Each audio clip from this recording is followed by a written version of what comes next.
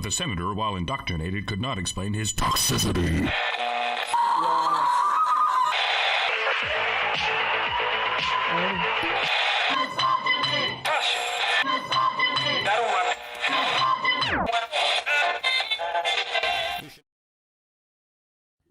Coming to you live from deep within an icy, radioactive wasteland. We are the lone survivors of the alt-right apocalypse. We are the brave, the bitchy, the bold, the other B words. Once more wading into battle against the lobster froggy zombie hordes with Rantzerker number 129. Whoops, 124.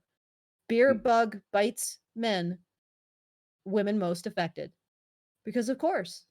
I'm here with Brian Martinez, Karen Strawn, and myself, Alison Tiemann, Sunny Badger Radio. If you didn't know, I think you probably do know. Hopefully. And, but if you don't, and this is an accident, welcome and stay for the chocolate and rage. Stay. And also, did you notice from your screen, none of us are social distancing because fuck coronavirus. I refuse to comply. All of our sprites are well within 6 feet, right? 2 meters, right? Or is it 3 meters? Regardless, we're only about a couple inches apart, actually. Yeah, we're like 1.5 feet apart. I actually thought about drawing little masks on all the characters, little masks. I refuse to wear one. I don't wear them either. I have 2 at home. I don't wear them. Although some grocery stores in my neighborhood, because of our mayor, Lightfoot, I think her name, Lori Lightfoot, who became, I know she's got a funny name. That sounds like an RPG character, or like somebody, a non-player. You get into your Lori Lightfoot the thief. Yeah, it sounds like a character thief. A character in D&D or something. Or like somebody whose dad sang the wreck of the Edmund Fitzgerald. Yeah. And she looks like a reptilian in a human skin, and she literally her campaign was she was elected based on confirmed. She was elected based on being and I'm not kidding, this is why she got elected, a black female queer woman. That's like all. I was surprised she didn't come out as that was it. Platform, yeah, huh? we need more black queer women in office, and she got elected because before that was Rahm Emanuel, who you guys might have known. He was kind of a piece of shit too. No, he was a piece of shit. He was. I mean, it's not like you're any worse off, right? Yeah, but he was a white, but he was a white male piece of shit, and we need a black queer female piece of shit in office now. So that's what we got. I don't know. If you're just voting based on genitals, at least there's it's kind of like the difference between a democracy and a monarchy. In a monarchy, there's some chance that there's a child that's born into the role that's actually going to do a good job. Whereas, in a democracy, the people who end up being in charge are the ones who just really, really, really, really, really, really, really want to be there. Mm-hmm. Right. Mm-hmm. And so it's like, okay, so democracy is pick what you want: shit soup, shit sandwich, or shit salad. Yeah. Right. And a monarchy, you might luck out once in a while. Right? That's true. That's true. So if you're basing your decisions off of these random characteristics, maybe you might actually luck out. Yeah. Well, I guess my main complaint, I just want to put it out there, is that she is, despite the fact that there are places that are starting to open back up, she has cracked down harder. And so my local grocery store, which is part of a chain called Mariano's, I used to go there once a week to pick up some groceries, and people wore masks and gloves, if they wanted to, but we didn't make a big deal out of it. We just, they had the tape on the ground and all that, but they're enforcing it now. So the state is enforcing that everyone has to be wearing a mask and they have to be wearing gloves. And there's also limits on how many people can be in a facility at a given time. So for example, the laundromat, I was doing laundry over the weekend. Laundromat couldn't have more than 20 people in it. And it was a big laundromat. So he had people waiting outside to get in. And this is all stuff that she has done, her and the governor, because they're fucking totalitarian, corrupt assholes. And okay, like, most of us are ready to go back to work, but they want to keep us closed. So well, the ridiculous thing is, because I'm watching all of this going on around the globe, right? So I'm seeing like people who want to leave the house in Romania to do some shopping. They need to fill in a form, name, date, address, reason for being outdoors, right? All of that. Papers, please, right? And if you get something wrong, you put in the wrong date, you get a fine, right? And or if you're out, if they determine that to get those things, you really only would have needed to be out for an hour, but it's been an hour and a half since you left your home. Yeah, no, you're fine. And I'm looking at Michigan with the governor there, who's like, now they've got the seeds, the vegetable seeds and the flower seeds cordoned off in the grocery store. So you're allowed to be in the grocery store, but you're not allowed to buy the seeds because they're non-essential items. So you got UK searching your bags as you leave the store because, hey, if you went there and some of the things that you purchased are considered non-essential, like potato chips, right? Yeah, no, you get a fine for that. Oh, fuck. Right? And I'm looking at you have a license for those potato chips. Yeah, and I'm looking at all of this and I'm like, what the fuck? Because you know what? And okay, and Michigan too, again, right? The governor has shut down all construction projects rather. So all the hardware stores are closed. So God forbid if your drain clogs up in the middle of this, because you're not buying a snake anywhere, right? Amazon is like, yeah, you got Prime free shipping, super fast. Yeah, it'll be here in May, right? Okay. And so you can't get anything to do home. You're stuck at home. You can't do any home improvement. You're not allowed to work in your yard. You're not allowed to plant a vegetable garden. You're not allowed to go out and enjoy the fresh air. You're not allowed to do any of that. You have to stay in your house doing nothing because, you can't go and buy the tiles and finally like freaking do that new tub surround you wanted to do, right? Can't do anything fucking useful. You can buy lottery tickets, you can buy liquor, and you can buy weed. That's what you can do in Michigan, legally. You can't go fishing unless you're in a canoe. If you're in a boat with an outboard motor, yeah, no, you get a fine, right? But if you're in a canoe, doesn't even make sense. If you're in a canoe, you can go fish. It doesn't make any sense, right? But where I am, okay, yes, our grocery stores have a limit of 100 people in the store. Okay, and you have to use either the hand washing station or hand sanitizer when you go in. You're not forced to wear a mask, right? And you do have to use, clean your hands, and there is a limit, but that's not mandated by our government. That's just the store saying, like, we want to protect our employees, we want to protect our customers. We've decided to do this because this seems to be right for this store. And, please try to keep, there's arrows on the floor. Please try to only go in the direction of the arrows. Try to, right? They're not going to kick you out for like freaking walking against the arrow, right? And nobody's going to fucking screw with me for working in my yard. Nobody's going to come and like tell me to stay in my house, or they're going to drag me off to jail because I decided to scoop a winter's worth of 2 dogs' poo. We're in a pretty good place too. I mean, I don't know what's going on with Chicago and Edmonton, but here it's basically just business as usual. There are a list, like I could give you a list of things that are closed. Dentists aren't doing anything other than emergency dental work. Elective surgeries have been canceled. Or postponed. Schools, nurseries, and daycares, child nurseries and daycares are closed. The restaurants are open only for takeout and delivery. Bars, nightclubs, theaters, sports arenas, gyms, recreation centers, pools, all of that closed. Okay, that's pretty much. But you know what our city is doing? They're like, well, fuck, everybody's working. All the office people who work downtown normally, right? They're not driving into downtown.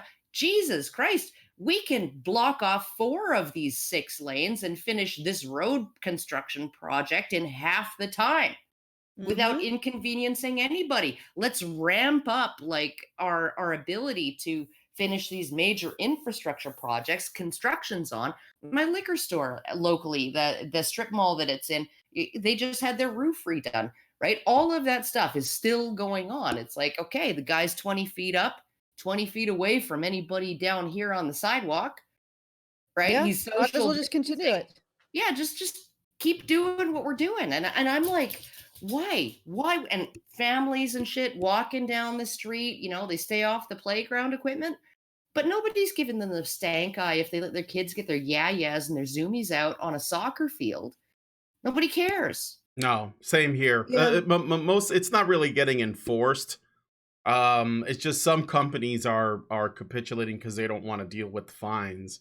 But like regular people are going out. I mean, it was a beautiful day today, and the park was full. I think that the average person is pretty much sick of all this. Mhm. You know, Well, in terms of where control. I am, So in terms of where I am, like Friday, we finally had a break in the weather, and it was actually a beautiful day. Of course, we also had a break in our water main, as usual. And I spent most of the day, you know, shoveling shit into a bucket because we had a backup in our sewer. Um, uh, well, I didn't do like it wasn't a lot of shit, but it was impactful. Let's put it that way. You know, any minute that you spend some shoveling shit tends to smallest be a amount little of shit impactful. has can have a significant impact. It can have a significant impact on your day, but Yeah. outside of that, when we were running errands to actually fix the sewer line in the Badger Cave and getting a new bucket and some garbage bags. So we're going out in the town and we go to the local hardware store, which is a fairly large hardware store. And I was reading the COVID messages on the door and they're like, "Oh, only one family member in the store." And me and Jonathan were like, okay, should we obey this?" And then a couple walked in and ahead of us and I was like, "You know, fuck it. We're just going." Nobody commented. We even talked to the freaking manager of the store for half an hour, and he was like, "Yeah, you know," and we're Yeah. talking about, "Can we get some linoleum in? We're gonna fix some floors, and maybe do a bit of work on leveling the floor in our house, finishing off some of the flooring in the Badger Cave." And he was like, "Sure, let's go. I'll show you what we can bring in," you know. And it was all just sort of business as usual. I mean, we weren't like up in his face when we were talking to him. We kept a little bit of distance, and I noticed people in the town when they were catching up on what was going on were keeping more distance between themselves than usual. Yeah, Like no hugging, no less hugging. handshaking. Yeah, No, and they all were that all stuff. standing like you know, even more Yeah. than like maybe 6-9 feet apart when they were talking to each other. But Mm. it was all just, I mean, almost every store in town is open. The Red Mm. Apple's open, the post office is open, the pet food store is open, the paint store is open, the hardware store is open, the co-op grocery store is open, the gas stores are open. Yeah. So it's the only ones that aren't open are the restaurants. There are only two of them really. And what else? That's basically it. So it's like people are just doing their thing. And I can't even imagine how the RCMP officer, I don't know how many are in our town actually, maybe a couple. I can't even imagine if they had these draconian measures come down from the feds. I can't imagine how they'd be able to enforce it. Not to mention, most of their time is spent policing the reservation, which is, you know, a few miles away. Hmm. So it's like, I don't know if I don't know how they would keep us. You know, I think basically everything is on your honor here, and I don't think there's any way that they could have it any other way. Yep. They need our town to be peaceful and abiding by reasonable restrictions, because if we stop and we start to get ornery, then they're going to be totally strapped in terms of policing. So I haven't even heard of any fines going out or even any RCMP giving anyone the stink eye. Although during the week when the businesses, like there's not a lot of businesses open on one of the streets, I have noticed the RCMP sort of patrolling through the downtown because it is there aren't people in certain areas of it. So Yeah. that's my report. It's yeah, it's just been sort of normal Pretty in a lot of chill. Well, there you go. pretty Yeah. Well, I would say it's mostly normal here. The only issue is, like I said, the government is trying to delay us getting back to work, but the average person, like citizens, they're going out. I mean, we're gathering, we're going to the beach, we're going to the park. People are walking their dogs, they're exercising, they're playing soccer, they're just enjoying the weather, and they're being out. And I'd say more than half are not like bothering with masks and gloves and all that. Some are still, but for the most part, people are ready to get on with it. And I imagine so. There isn't a lot of unrest. Like, people aren't really upset about that. There was one fight that broke out in my laundromat, or not in the laundromat, but in the same mall where my laundromat was, and an Aldi, which is like a really like it's a really cheap grocery store. But anyway, there was a fight that broke out because somebody was freaking out over somebody else not keeping enough distance. And but like that again, most of the time people are pretty civil and everything is cool. I think that it's just like, even though Lori Lightfoot and the governor has said that, we have to like maintain this, and you can't be out unless it's for essential purposes, etc. Not even the police care. I was walking my dog with Lindsay, and we saw two like SUVs, cop cars, and the cops were just hanging out. There, people were walking their dogs everywhere, jogging, whatever. They don't care. And I think it's partly because there isn't enough cops to enforce all that. There isn't. There just isn't enough power. And it's sort of like jaywalking, like, you're not supposed to do it, but the city's so big and so many people are doing it all the time that cops just don't care unless an accident happens, in which case then, we'll have an issue. So yeah, well, and also, since the cops are in the front line, it sort of behooves them not to piss off most of the populace. Yeah, exactly. And they don't. I mean, like, they generally just don't care. They just sort of, they were smiling and waving at us, and I waved to them, and it was just like, okay. Well, it was actually interesting. When I went to Chicago, I did notice the cop. Well, at least the cop that I encountered there was a hell of a lot more humble. I don't know if that's the right word, but just like not in your face and arrogant. The RCMP here, I shouldn't say this, but they can be pretty. Really? The Mounties? Yeah, they're fucking like, oh, they can be a handful to deal with. Well, they're sort of like I don't know how to describe them. They're like almost wrapped up with like they're the cops and the CIA wrapped together. So they can be something else. But yeah, your cops seem to be a little bit more chill. I know that sounds weird coming from a Canadian. I take of it what you will. I'll just put it out there. Maybe not all the time.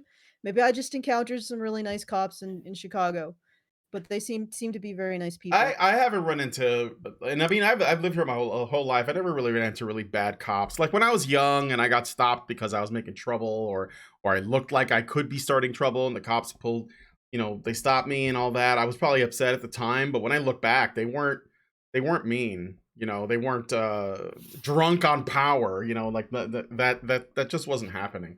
Anyhow, well, I'll tell you a cop story from our town. A couple years ago, there was an extremely loud party happening in our neighborhood, and my husband was because it was getting late, and it's like, you want to go to bed, right? Because you have reasonable hours, and it was on a weekday. So he goes over to them and he says, "Do you think you could stop drag racing down the street and maybe turn the music down?" And one of the drunken idiots at the party comes up to him and says, "I'm going to cut your head off." And my husband just looks at him. He just walks away. And he goes and he calls the police, and he says, "This guy threatened me that they're not shutting up. I just asked them, I requested politely for them to shut up. And this one dude gave me physically threatened my life." The cops come over to our house and they interrogate my husband. Like, "Whoa, what are you doing? Why are you? Who do you own this house?" Yes, he's like, "Yeah, we're the homeowners. Do you think you could do something about the?" And I was like, "Why did that happen? Does that even make any sense?" No, it's weird. And, yeah, it is weird. And I think part of the problem is because the RCMP gets circulated through towns. Oh, yeah. So they're not always in the same area. Yeah, that makes sense, because when you're familiar with the neighborhood and you see the same faces, like, that's just something that we've there are people in Chicago that have advocated for that. because there are neighborhoods that need more policing than others, and mine, I think, arguably is one of them. But if we have the same cops in the neighborhood, it's better because they become familiar with the people who live there. I think when you rotate people out, just like we do with the border, we do the same thing. Like sometimes there are people who work the Mexican border that are on the Canadian border, and so on. And so, like, if one border, like the Mexican border, is way more like, there's just more high risk situations, and you have to be more assertive. You have to be more hardcore in defending it, and then you get moved to the Canadian border, you might take that attitude with you, even though things are way less intense there. So, but okay. So, do you want to get into the story? Because yeah, I think we should. We're almost like half an hour. Well, I'll do a little bit of a. Give you guys a heads up. We're still doing our monthly fundraiser to fund Hannah and Brian. If you would like to make sure that we can continue to have this content for you guys, please go to feedthebadger.com/projects/badger-media-blitz and put some shekels in the hat for shekel solvency. And we have a feminist troll who likes to come to our chats, just not all the time, but some of the time. She would definitely hate that. Last Thursday, when you guys were sending in those super chats, she was having a literal conniption. I couldn't believe it. Like, meltdown right in the chat. Anyway, it was actually a little bit sad. It's the first time I really felt sorry for her, to be honest. I'm like, does it really matter that much that people are giving us the funds to have this content, Miss Feminist? Does it really matter? And she's like, tearing her hair out and flipping in the comments. Don't do it. You're all simps. You're weak. You don't give money to the people I like. You're weak men.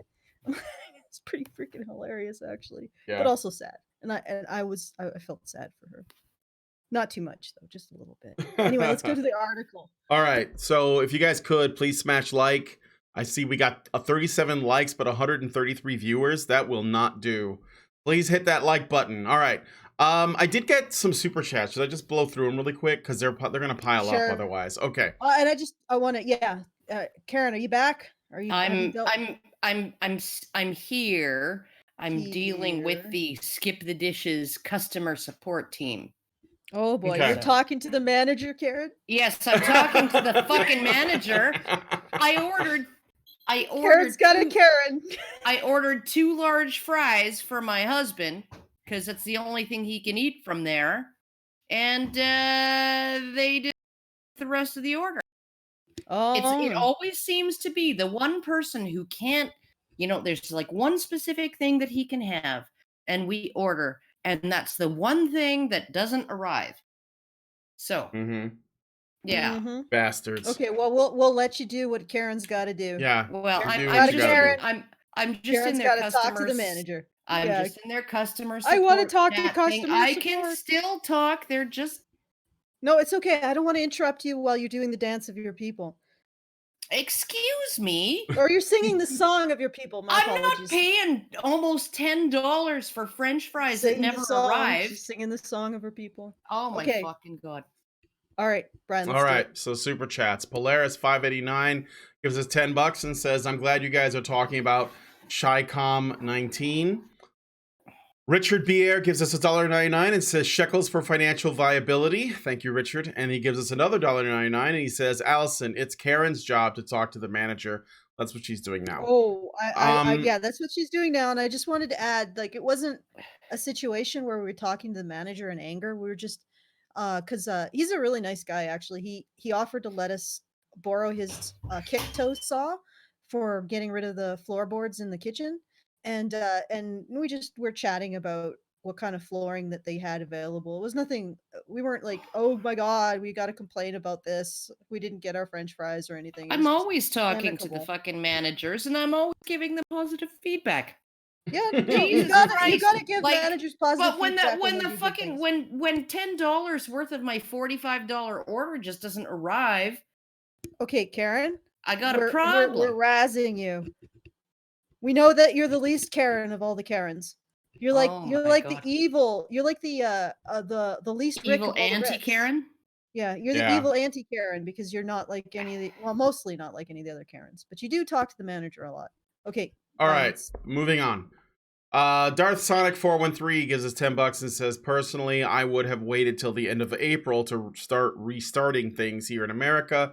That's what my roommates and I are doing, staying home until the end of April. Then he continues for $5. After that, though, don't care what the government says. I'm gonna start using my office for writing and going out to restaurants again. Well, I mean, I'm with that, but like, if the government doesn't allow restaurants to be open, it will affect you. You don't get to say, I don't care what they say if there's nothing open because they said so.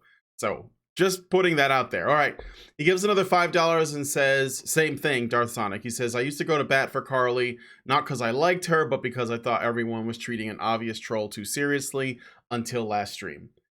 Well, I've seen Carly in the chat. I personally think that that's a really low effort troll and I don't give it any attention. So, and you know what? She can always come on the show. She can always call in and, you know, really give us a piece of her mind. And I would welcome it with open arms personally. So, Well, all I right. think the first thing she would probably reveal is that she's not she.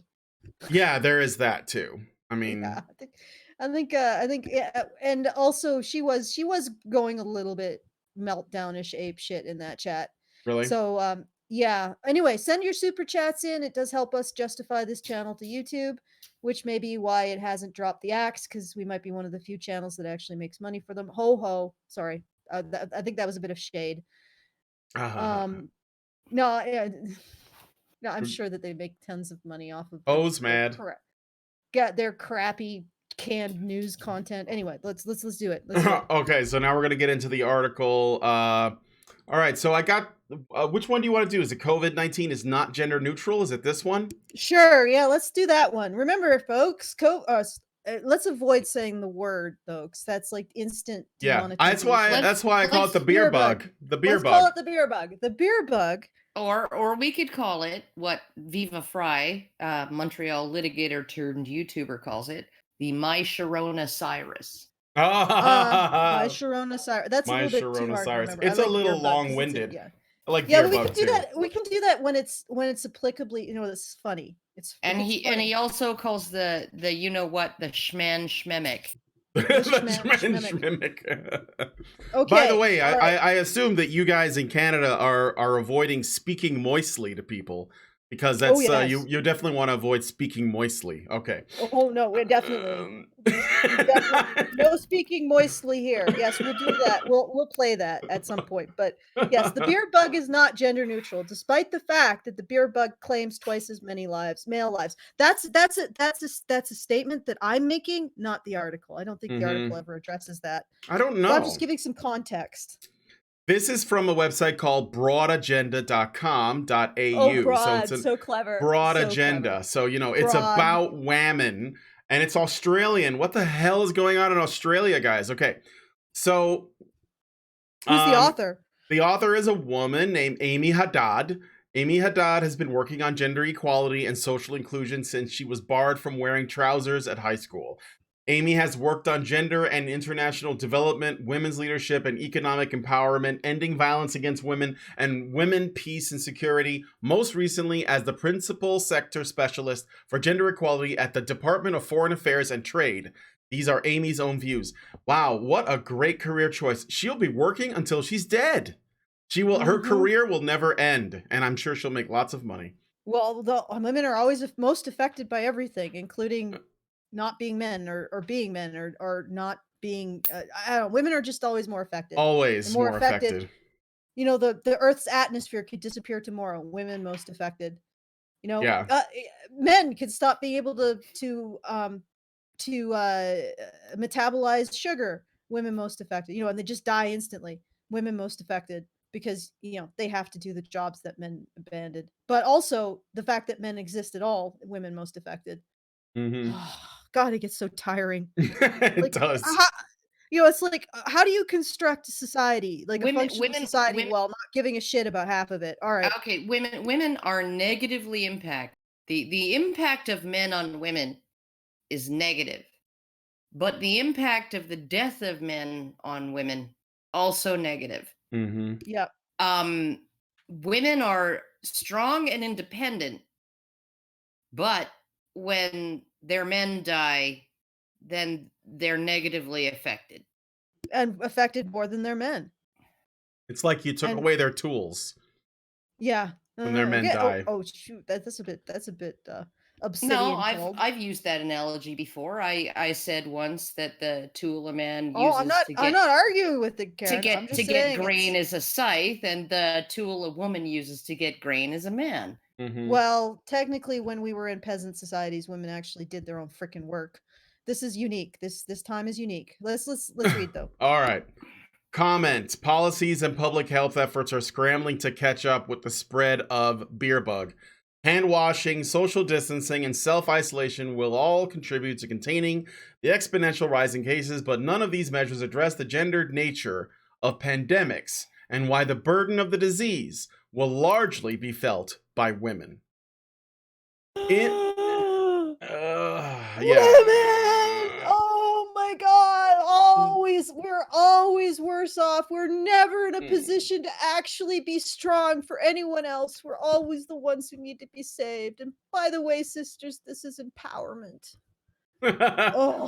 In the anxiety surrounding beer bug, we can lose sight of what should be a basic health policy principle. Pandemics and their resulting economic shocks affect men and women differently. Physical, cultural, and social differences between men and women can influence how vulnerable they are. Caring roles increase exposure. Comorbidity, women may be pregnant, men smoke more, and self-protection, women may have less decision-making power. An article in The Lancet last week urged more research to understand the gendered impacts of the beer bug in order to create effective, equitable policies and interventions. There are, however, some conclusions we can draw now based on readily available information that shows that, yes, women are more vulnerable to the broader impacts of the beer bug. Broader impacts. Oh, very cute. It is a pun there, too. Oh, yeah, that's kind of cute. Because they're not actually more susceptible to the in-the-moment real impact of beer bug. We can't actually use the death rate to make women the bigger victims. We have to look at the whole system holistically. And of course, every time we do that, women are most affected by everything. It's like it's never, these people could never once identify one way that men are most affected except by their own gender role with toxic masculinity. Men can never be most affected, but wait, I apologize, guys. I forgot. Men are affected by or harmed by their gender role, but not as much as women. Women are always more affected by toxic masculinity. Yeah, maybe they're harmed even more by their gender role than women are in some cases. But because only men are the architects of society and gender roles, it's men's own fault. So yeah, so essentially at the end of the day, men have constructed a gender role that harms them but harms women more, and they're okay with harming themselves, like killing themselves, as long as they get all the beanies that come from being a man. Yeah, no, it's literally like the end game of that, right? The full extrapolation of that logic is that men will harm themselves and each other more than they harm women in order to maintain the oppression of women. Because men are just like that. They're just that bad. This isn't some wacky bullshit pseudoscience masquerading as something legitimate. No, men are just infinitely something evil. Almost, they're like a tesseract of the human soul. You know, men don't really have a normal human psychology. They have a tesseract in their limbic system. It's kind of like, you remember that scene in A Christmas Story, right, where Ralphie has to get his mouth washed out with soap, and then he lies in bed and he like fantasizes about going blind one day, right? And then and then they'd be sorry about how badly they'd treated him, and he has this whole fantasy where he walks in blind, and his family's like, "Oh, what happened? How did you come to such a low place?" And he's like, "It was soap poisoning," and they're like, "Oh," right? And it's like he's like grinning up at the ceiling in his bed as he's thinking of this. That I would love to just be blind for the rest of my life if it meant that the people that I'm annoyed with, right, are upset and feel bad. Okay? And that is literally, and it's a very, that all kids go through that kind of thing, right? Oh, if I died, they'd be sorry. If I went blind, they'd be sorry. If I broke my back and ended up in a wheelchair, they'd be sorry for being so mean to me, right? Yeah, that's what you think when you're like 8 years old, okay? Mm-hmm. But by the time you grow up and you actually have influence on society, you're no longer thinking in those terms. But that is literally what patriarchy theory essentially says men are like. They would rather hurt themselves more than they hurt women just to maintain the ability to hurt women. Mm-hmm. And of course, in this patriarchy that wants to benefit men over women at every conceivable opportunity, when we have a what is the word for the P word instead that the lawyer My said? Sharona, oh, the Schman Schmemic. The Shmen Schmemic. When we have a Shmen Schmemic that smashes twice as many like chance, I mean men, than women, the oh, don't laugh. You trip me up. Okay, all right. That smashes twice as many men than women. Somehow, a plethora of articles pops up in this patriarchy that cares and values men more than women, about how women are more affected by men dying more. Oh my god! Like, at what point does a normal person look at this Oh, this but this isn't massive new. spaghetti ball of nonsense and start realizing that it not only is feminism wrong, you should feel embarrassed for believing anything that feminists say. And this should apply Yeah, really. not just to the things that you can directly observe, but if you can say to yourself, you know what, feminism doesn't make sense on any situation that I can directly observe, you may want to consider, just consider that feminists might not be right about those things you can't directly observe. Maybe just increase your IQ points, just maybe 1 or 2 points, and start realizing, you know what? Feminists are never right about anything I actually observe. Maybe they're not right about the things I don't directly observe. You Maybe. know what's hilarious though, Alison? This isn't new, right? None of this is new, right? We had the Hillary Clinton egregious statement. She said it so bluntly. It was like her basket of deplorables comment. It just like people were like, "Weh?" She said, women have always been the primary victims of war. They often lose their fathers, their sons, their husbands, their sons in combat. Okay. They're often left alone to raise the next generation. Okay. All right. Yeah. So that was like super obvious. But then you have like fluff pieces over the last 10 years that I've read in places like The Guardian and Huffington Post and Salon and Slate and places like that, right? Where they talk about how, men die earlier than women of 14 out of the leading 15 causes of death. Okay. And this hurts women because you end up with women who have outlived their husbands living alone and lonely. Okay, number one. Okay, so they're alone and they're lonely. Okay, and we really need to care about that. Okay, we don't need to care about the fact that their husband died. We need to care about the fact that their wives are left alone and lonely and feel bad for them.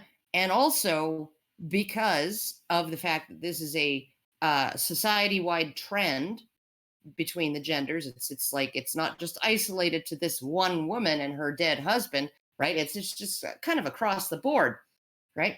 There aren't any men for these elderly women to date and find companionship with, right? Mhm. It leaves the men who've lasted until their mid 80s with, they've just got this glut of dating opportunities, and all of these old ladies are competing for attention in an uneven dating market.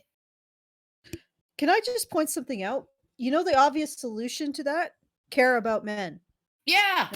Keep them alive a little longer. You know, if the problem is that men are dying, perhaps we should spend a little bit more time concerned with their well-being and a little bit less time blaming them for literally everything,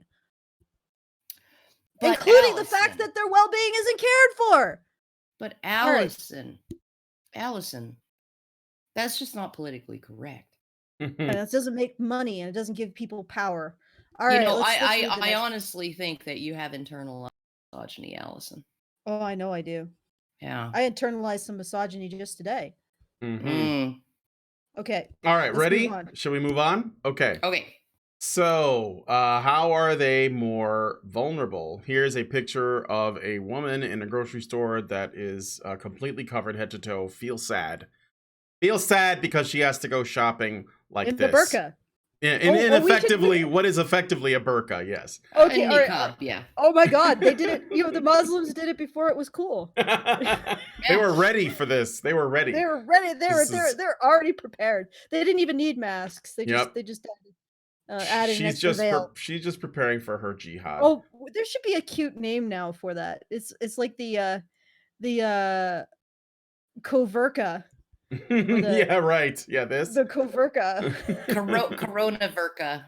I'm trying. Corona verka. No, the okay. I think. Well, we'll let the chat figure it out while we go through.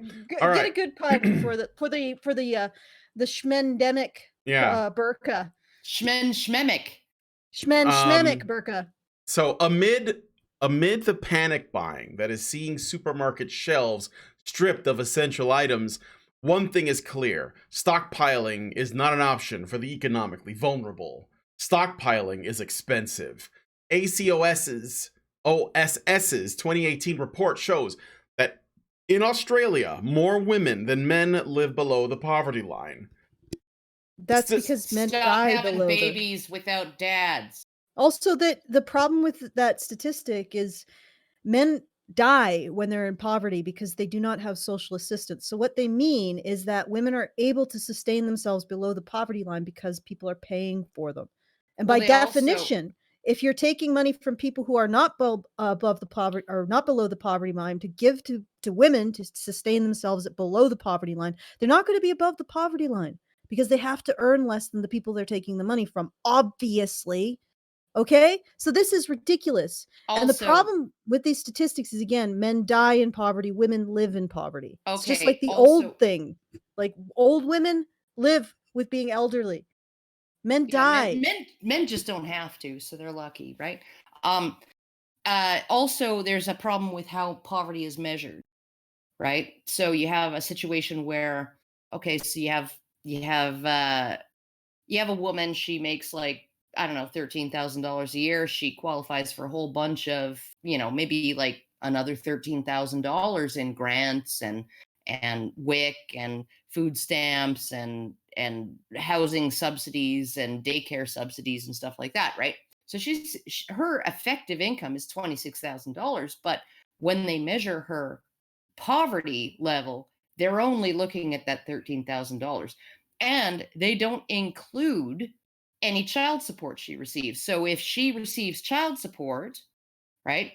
So say I'm right above the level of all that social assistance. I'm just like right on the cusp where I can't get it, right? Well, it might be because I collect $800 a month in child support from a man. And when they're assessing me for my being able to qualify for these social supports, they say you make too much money. But when they're measuring poverty, they don't include the child support. Yeah. Yeah. So these numbers are pretty suspect. Yeah. And once again, most men in poverty are homeless or incarcerated.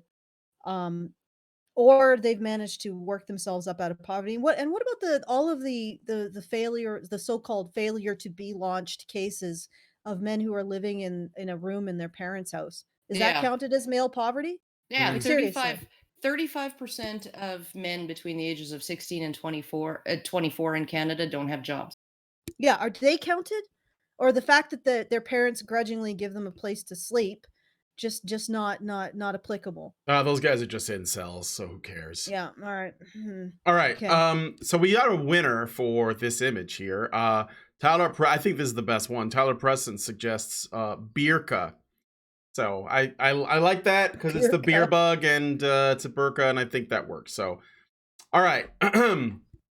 Statistics from the ABS last December found women were the majority of those receiving long-term New Start or youth allowance. Remember, this is Australian, so I assume it's probably about the same, though. And the majority of those receiving parenting payments, this is women, they were receiving payments, though. Stockpiling is not only beyond the reach of the poorest, it also has the potential to make them more vulnerable, as poverty makes it harder to search for supplies when they run out locally, or to pay more if there is a price surge. Because of their economic vulnerability, women have reduced capacity to build up supplies against future shortages or quarantine. No. Women are supported by the social net. Men are not. Therefore, they survive in poverty. So what you're saying is because women survive better in poverty, they need more stuff so that they can survive better in poverty. It's a circular system. You essentially starve men to death so they can't survive poverty, or they survive it on the streets, or you incarcerate them. And then you turn around and say, well, because women are able to sustain themselves in poverty, we need to give women more stuff so that they can continue to sustain themselves. Like if you give women the option to live in poverty, you support them living in poverty, of course they're going to be living in poverty. Unlike the men who you don't give the option of supporting them living in poverty, so they die or they get incarcerated as criminals or they end up as the homeless.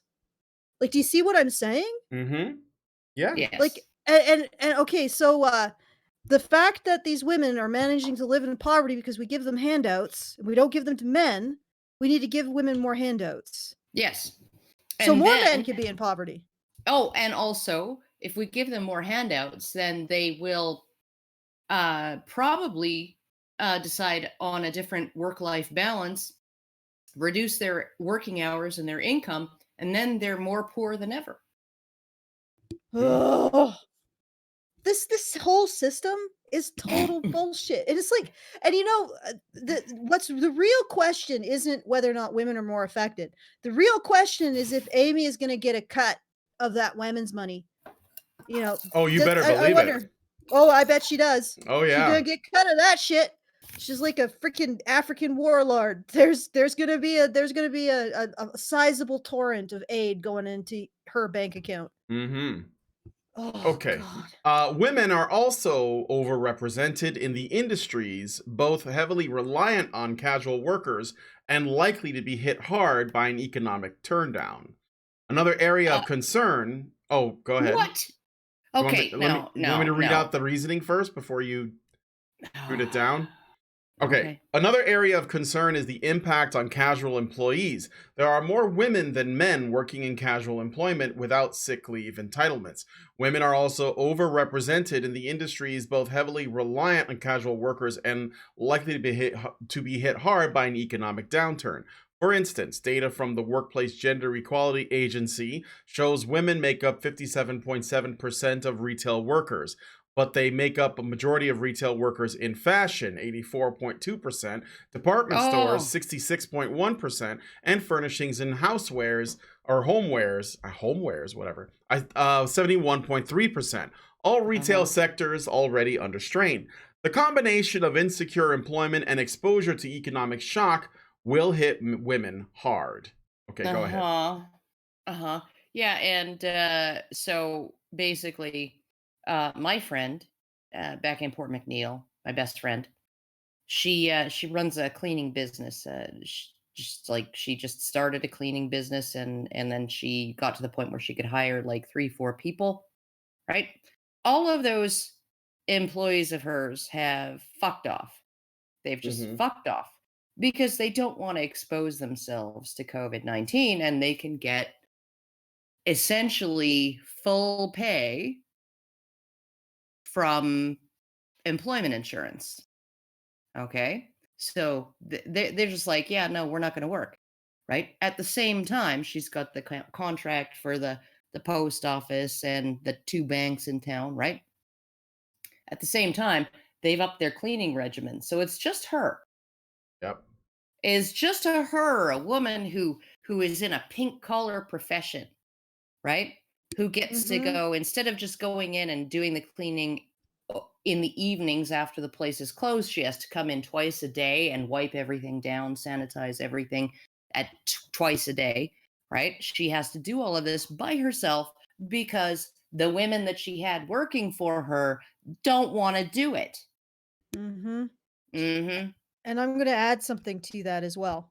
You got to know that if push comes to shove and the government has to choose between what sector of its population gets what is essentially a Mm-hmm. beer bug welfare payments, you got to know it's going to be women. Mm-hmm. And this is what so infuriates me about Well, the whole conversation they're gonna about pull the another whole Haiti. they're just going to distribute stuff to women. So what infuriates me about the whole conversation around our society when it was more protective of jobs for men, although only jobs for men who were supporting women and Yeah. families. But if you have a society that when it has surplus, it goes to women. When there's strife, it goes to women. All the protection, all the provision goes to women. When you have a society like that, and the only way that a man is able to sustain himself and in some kind of dignity, because let's face it, the young men living in their parents' room usually aren't living in a situation where they're being treated with dignity and some kind of dignity, and you make sure that women get it first, doesn't it make sense that if you have any kind of compassion for men at all, you might be like, oh, well, maybe we should reserve some jobs for men, since this is the only way that they're going to be able to support themselves with any kind of social dignity or respect? Yeah. Because no other way is available to them. If we're going to live in a society that prioritizes women for payments just to exist, that maybe we should give men first crack at jobs that we expect them to have. Mm-hmm. Maybe. And that's never put into the feminist analysis of history or around the world. Like Yeah, I no, noticed women need all the jobs, preferential treatment in hiring for all the jobs, but they also need to have preferential treatment in the option of not having a job. and also And preferential treatment when it comes to the negatives of not being able to work. They need to have preferential treatment when it comes to government payments for not working. yeah, Preferential treatment across the board in every possible circumstance. This is what infuriates me about all of these third or developing world initiatives to get girls into school. yeah, Girls already have access to a workplace by virtue of being girls, and that workplace is the is the home. home. When you are in a developing nation, the home is still a unit of production. So every girl is entitled to learn the skills necessary to be employed in her own home, which And is something that she controls. if her husband is educated, and she can't read, he's going to teach her how to read. Yeah, she has a complete and utter right to be employed within the home. Men and boys do not in developing countries. They're out of luck. They don't get that absolute. It's almost, if you think about it, it's almost like a social welfare that women have access to that men absolutely do not. They do Yeah. not. Women have the right to education, to become productive within their homes, and when you are looking at the developing countries, that home material, like develop their material production, can represent up to like 70% of a household wealth, and that's what a woman controls, and she has absolute right to it, right out of the bat. Girls who lose their families will likely find a place in another family doing that work. It may not be fun, but they're not on the street. When you look at those developing countries and you look at the street kids, they are almost all boys. Yeah. All of them. So when you see one of those hideous "let's get girls to school" initiatives, you got to know that means they are ignoring the boys who are dying on the street. Well, To it's just focus on girls who already live in a society that will find a place for them. We'll educate them in a job, in material production that is valuable to society. They're already beneficiaries of social welfare. Their cultures already make sure that they are prioritized first. This is the other thing. And I'm going to bring race into this. We got a bunch of extremely white cultures looking at extremely brown cultures and saying that they hate their women. No, that's bullshit. Those brown cultures are just like ours. They care about women and girls just like we do because they're human, just like us. And they make sure that those girls have access to that social welfare, that job, that education within the domestic sphere that is very much about producing wealth for the household, very important for making sure people survive, and gives them social value and community respect. That's the God's honest truth. So you see those initiatives, it's us butting into those cultures and deciding that they are morally inferior to our white ways of knowing and saying, oh, well, you don't care about your women and girls, despite them already having created a welfare net for those very women and girls that we just don't freaking acknowledge because it isn't tied to the World Bank. And we get in there and we deny the kids that actually need help, the boys in the streets who are not going to find a place if they don't find a job. We ignore them in favor of pretending like these cultures, these brown cultures, don't care about girls, because that's the worst thing. They say that's basically the worst thing you can say about a group of people. The most dehumanizing thing you can say is that they don't care about their women and girls. And that's what we say about, oh, coincidentally, every brown nation around the world. Oh, what a coincidence.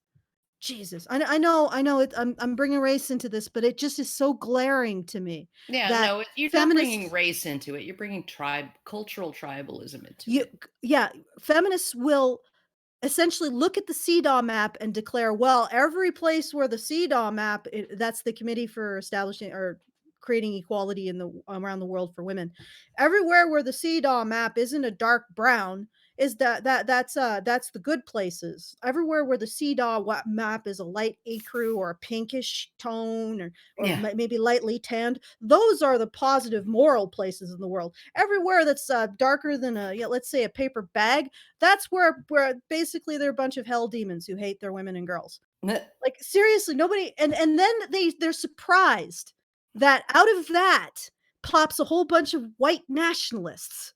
Are you freaking kidding me? You have just dehumanized everybody who is darker than a paper bag around the world, and you wonder where the white nationalists come from, feminists. They come from you. They spring from your loins. You are giving them their justification by dehumanizing every culture that gives women welfare differently than how you would arrange it as a rich Westerner.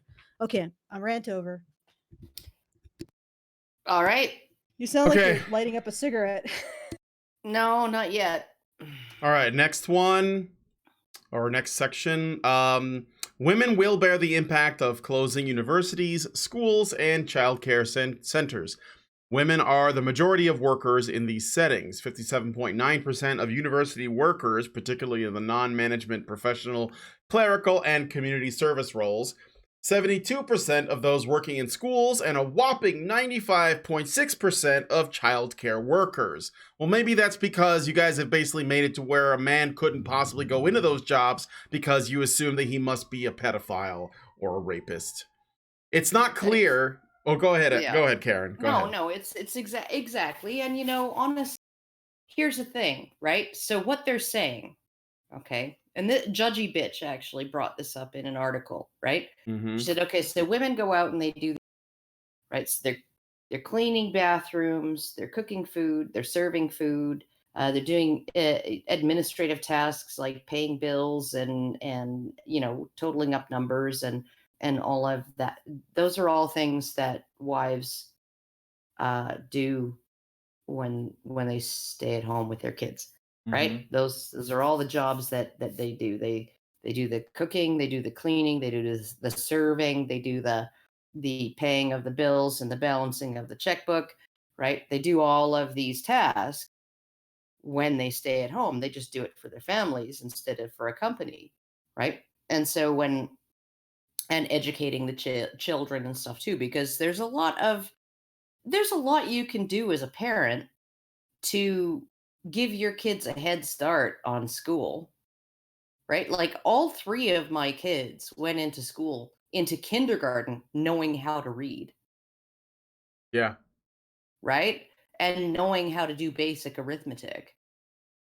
Like they all like they enter and my daughter entered kindergarten at age 4, a year early, because we were like, she's got her fucking weird social issues that are gonna, and her verbal issues, her language issues. But if she's reading at a grade 6 level and doing math at a grade 6 level at age 4, we can't, like, let's just throw her in there and see what happens, right? Mhm. So I mean, you're sort of looking at the situation.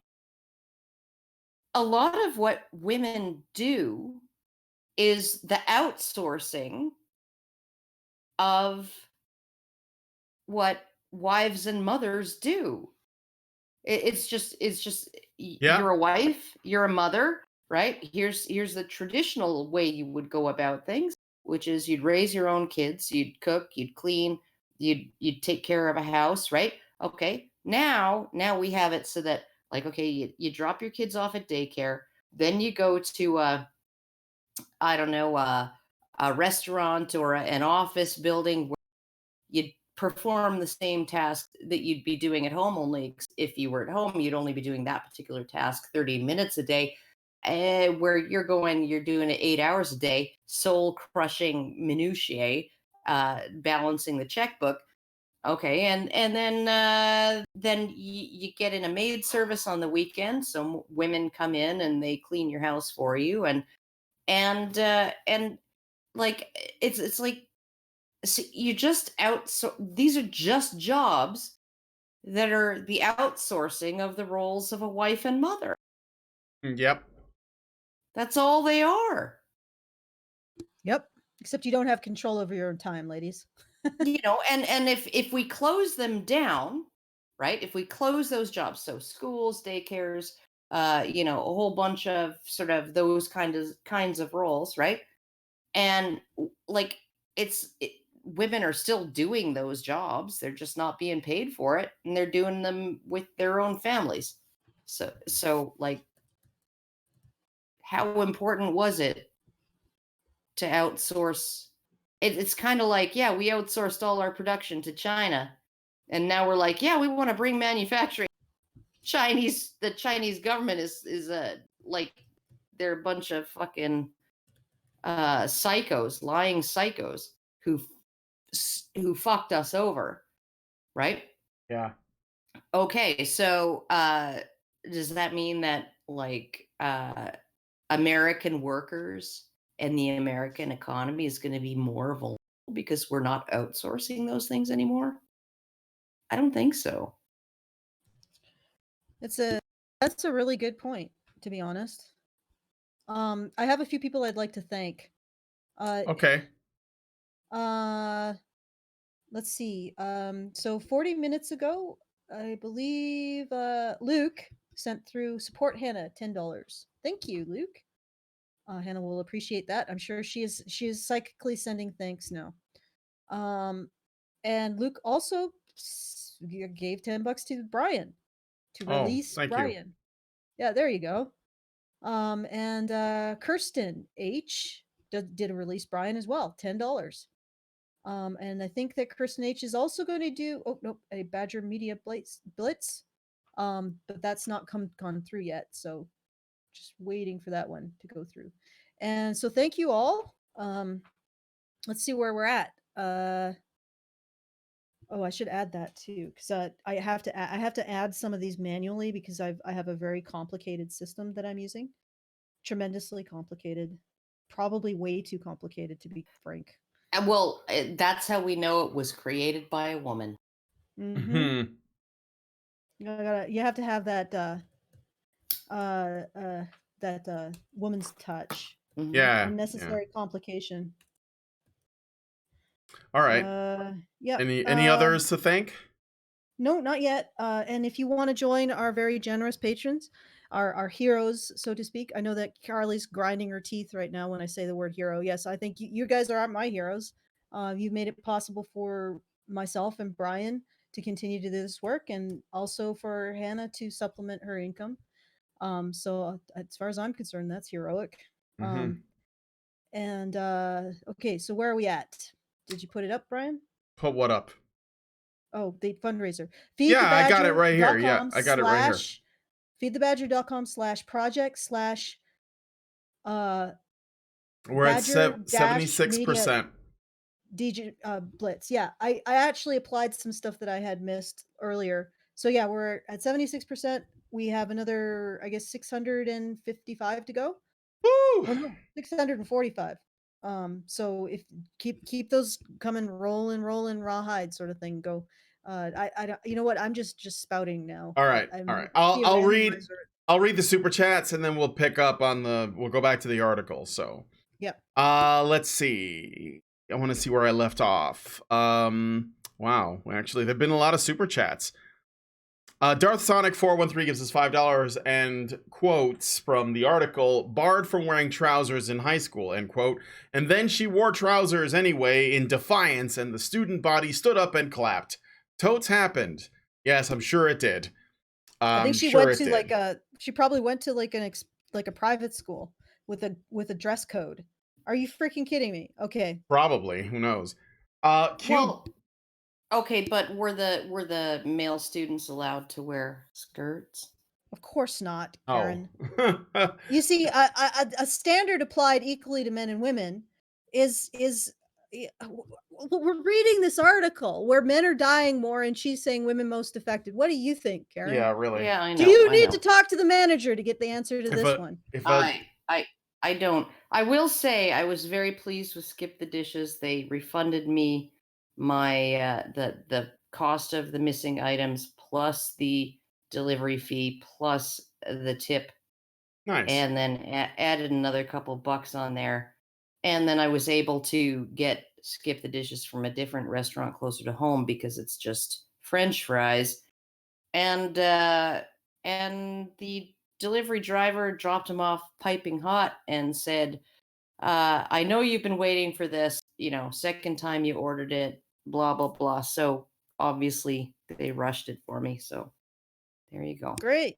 Awesome. All right. Yeah. Next. Mistakes right. are made, but it's all in the follow through that matters. Yep. Okay, so back to the super chats. Q Brother Soulstar gives us $5 and says, if every man went extinct, feminists would accuse us of abandoning them. Yes. Yes. The rapture came and all the men are gone. Why would you do that to us? Men as a group are the worst thing that ever happened to women. Removing men as a group would also be the worst thing that ever happened to women. Yeah. Because women are most affected by their husbands and fathers and their presence and their absence. Yeah, they're the most affected by their presence and their absence. So you know what, guys? According to feminists, you need to be in some sort of Heisenberg uncertainty state of being and not being. So whenever women have a need, you need to be there. Whenever they don't have any need of you, you need to fuck off. So get on that. End the patriarchy. Smash the fucking patriarchy. You need to become Schrodinger's man. Yeah, be the cat in the box, okay? So or not in the box. Or not alive. We don't know whether the cat is alive or dead until some woman needs to open the box and have a particular preference. Yeah. Yeah. Oh, and by the way, if you are a woman who can't get a man, don't get a cat or a dog. Please don't. Oh God, yeah. Certainly not a kid. Don't get anything that can't walk away from you. Seriously. All right. Q Brother Soulstar gives us $5 again and says, can you imagine all the can't find a good man articles that are going to pop up after the quarantine is over? I'm sure they will. Hilarious 589 gives us $5 and says, hi Doge, can you draw Bell Chan with Hartman hips? I don't know what Hartman hips is. Oh God, thick. Polaris. Okay, I can explain this, Brian. All right. Polaris likes the thick booty. Yeah. Yes, I know because I moderate certain chat rooms in the patron Discord, and I have come accustomed to his particular taste, and he likes He likes them wide, like Oh, okay. 3 axe handles I wide. like them chunky. Big. Chunky. Yeah. Like a woman who definitely makes an impact walking down the street. So if you can imagine that, but not something that you wouldn't want to draw, but just like just itty bitty waist and all right, built like Jessica Rabbit, like a rat and a round big in your face. You get sprung. I will. Not exactly like Jessica Rabbit. I'll not consider exactly it. Bigger, Karen. Yeah. Just something you can really get your teeth into. A big bun. All okay. Right. Well, that's good to know. Thank you, Polaris. I now know more about you than I ever wanted to. Mr. Roboto gives us $2 and says, how is Trudeau approval rating right now? It's moist. Albatross Flight gives us $5 and says, when men die, women suffer most from not having a punching bag within easy access. Mr. Roboto gives us $2. Like it. Yeah. Mr. Roboto gives us $2. Well, who are you going to blame for stuff if all the men are gone? Mr. Roboto gives us $2 and says, how long till Karen and Alison get their burqas? I think they already have them in storage, or just in case. We're prepared for the return of the patriarchy. Yeah. No, after the continuation of the patriarchy. Oh, no, fuck that. Still wearing my tank tops. I will not. I won't even wear a face mask because I have a perpetually drippy nose.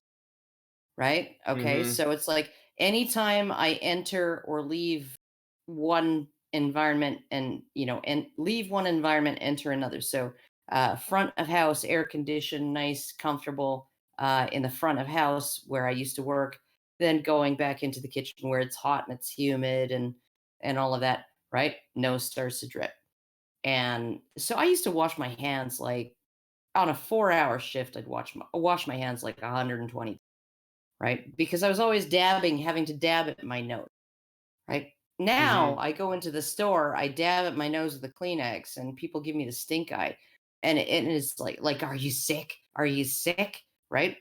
And I'm just like, no, this is just my normal state of being. But if I was wearing a mask, I would literally look like I had a soaking wet diaper on my face within about half an hour of going about my errands, because my nose would be dripping. I wouldn't be able to deal with it. It would drip onto the mask. It would like make a big, huge, very visible wet spot on the mask. And that would like, so yeah, gross. No burqa for me. Well, it's not even gross because all it is water. Yeah. Right? Like that's the thing. All it is fucking water. But it's like it's always it there. Has enough protein to qualify as something else there. Okay, it's blood plasma. There you go. But it's not snot, right? Okay, all right. And it's not because I'm sick. Just like I have a smoker's cough. So, when I cough in the grocery store, it's because I'm a smoker. It's not because I'm sick, right? And but people, I try to avoid coughing in the grocery. People don't give me the stink eye, right? Yeah. And it's just like I'm just like, okay, so, and I have allergies. I have hay fever right now.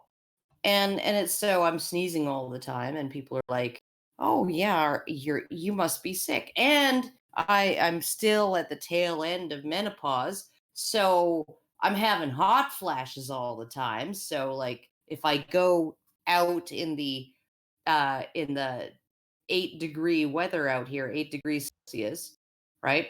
And go into a store that's room temperature, I start to sweat in my fucking jacket, right? And they're like, oh my God, she has a fever. No, I'm always freaking way too hot.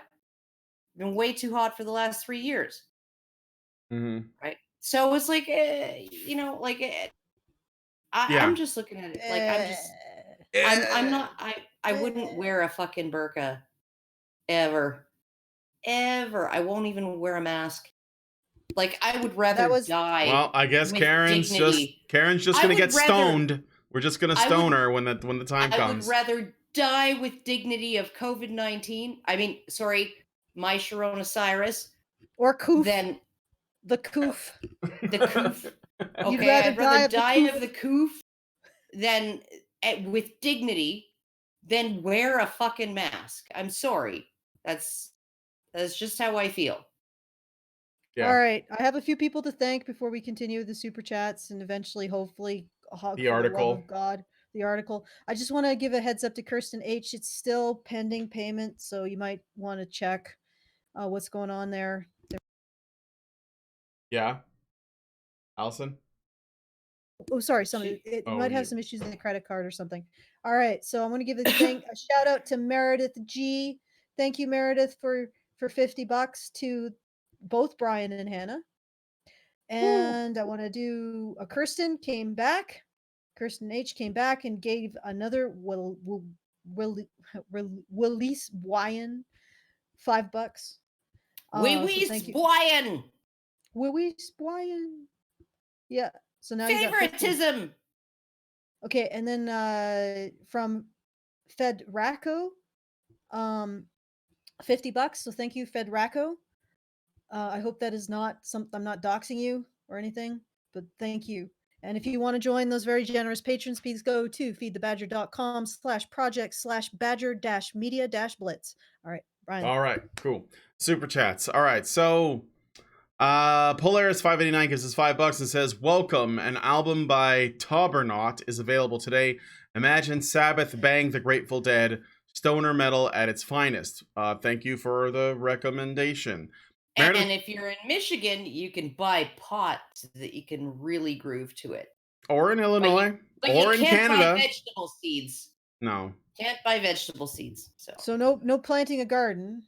Can you buy pot seeds? Maybe just plant some pot. No, you need a license for that. Oh boy. Yeah, but you can't buy plant seeds. But you can buy pot, you can buy liquor, and you can buy lottery tickets. Well, I guess it'll help you get through. Weird. That sounds like Michigan. All right, so Meredith Glassberg gives us $5 and says, "Shekels for financial solvency. How many women do you think applied for essential jobs that opened up to keep the system running?" Yeah, it's ridiculous, isn't it? That's a good question. Yeah. Well, my essential jobs tend to be dirty, have poor hours, bad workplace conditions, and are unhealthy and unsanitary. Plus, there's all those men around. What a surprise! Women opted out of what is generally the worst jobs in society, and it's too bad for them. Those jobs happen to have a lot more job security because they are essential. Because no one wants to do them. Yeah, no, it's like my daughter. She puts on her steel-toed boots every day.